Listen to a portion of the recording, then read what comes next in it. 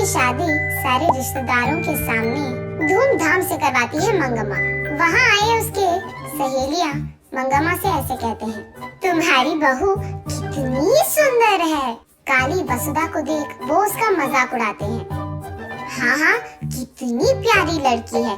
वैसे भी मंगम्मा ना सुंदरता को थोड़ी देखती है। ऐसे कहते हैं, अरे हाँ मंगम्मा, तुम्हारी इतनी सुंदर बहू दहेज में कितना लाई है? हाँ, क्या दहेज का दहेज? तुम्हें पता है ना, मैं पैसों को उतना मूल्य नहीं देती, क्योंकि मेरे पास बहुत पैसा है। इसीलिए पैसों को छोड़कर मैं अच्छी घर से अच्छी मन की बहू लाई हूँ। बाहर तो मंगम्मा यही कह रही थी, लेकिन अंदर वसुधा जो 100 एकड़ का भूमि अपने साथ दहेज में ला रही है, उसके बारे में सोचते हुए बहुत खुश होती है। तू तो चल रही है कि मुझे बहुत अच्छी मन की बहू मिली है, ये कहकर मंगम्मा वहाँ से चली जाती है। कुछ दिन बाद मंगम्मा की सहेलियाँ वहाँ आती हैं। अरे रे, क्या हुआ मंगम्मा, इतनी अच्छी मन की बहू को इतना उल्टा सीधा कह रही हो? ऐसा क्या हो गया? हाँ, अच्छे मन को क्या खा जाऊंगी मैं? इसके बाप ने मुझे वचन दिया था कि वो 100 एकड़ का भूमि देगा मुझे, लेकिन शादी के बाद तो उसने सिर्फ 50 एकड़ दिया है, कुत्ता कहीं का। और मैं यहाँ सपने बुन रही कि इसके लाए हुए 100 एकड़ से मैं इस गांव का जमींदार बन जाऊंगी, लेकिन जैसे मैंने सोचा वैसे कुछ नहीं हुआ। ऐसे वो अपने सहेलियों के साथ उसका पूरा गुस्सा कह देती है। ये सब सुनकर मंगम्मा की सहेलियाँ अंदर ही अंदर बहुत खुश होते हैं और ये सोचते हैं कि अच्छा हुआ, इसको तो ऐसे होना ही था। लेकिन बाहर तो वो ऐसे कहते हैं, अरे रे मंगम्मा, चलो जो हो गया सो हो गया। वैसे इतनी अच्छी मन की भोली बहू और इतनी सुंदर बहू पाने के लिए ना लिखा होना चाहिए तुम्हारे जैसे। ऐसे हंसते हुए उसका मजाक उड़ाकर वहाँ से चले जाते हैं। छह, इस बहू के कारण ये लोग भी मेरा मजाक उड़ा रहे हैं, ऐसे चिढ़ जाती है। उसके कुछ दिन बाद मंगम्मा की एक रिश्तेदार उसके घर आती है। क्यों मंगम्मा, कैसे हो तुम? माफ कर देना, मैं तुम्हारे बेटे की शादी में नहीं आ पाई, लेकिन बहू को तो दिखा दो, ऐसे कहती है। ठीक तभी वहाँ वसुधा को गुजरते हुए देख मंगम्मा, कौन है ये अति सुंदर लड़की? तब मंगम्मा जो कुछ भी हुआ उसे बताती है। ये सुनकर वो रिश्तेदार ऐसे कहती है, ये सब छोड़ो, कम से कम पोता पोती नसीब हुए क्या?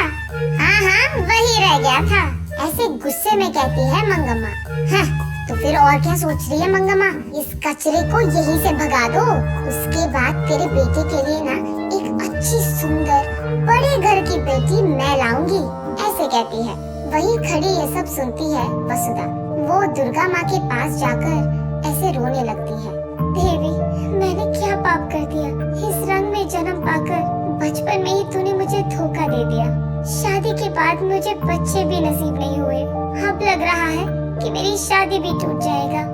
इनके पैसों की प्यास में क्या मेरी जिंदगी व्यर्थ हो जाएगी?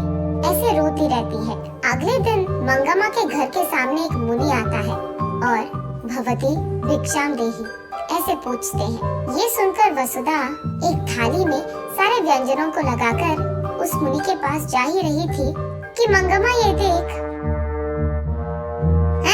जो भी यहाँ आता है उसको ये सब देने के लिए तेरे बाप ने यहाँ 100 एकड़ का भूमि नहीं छोड़ा है।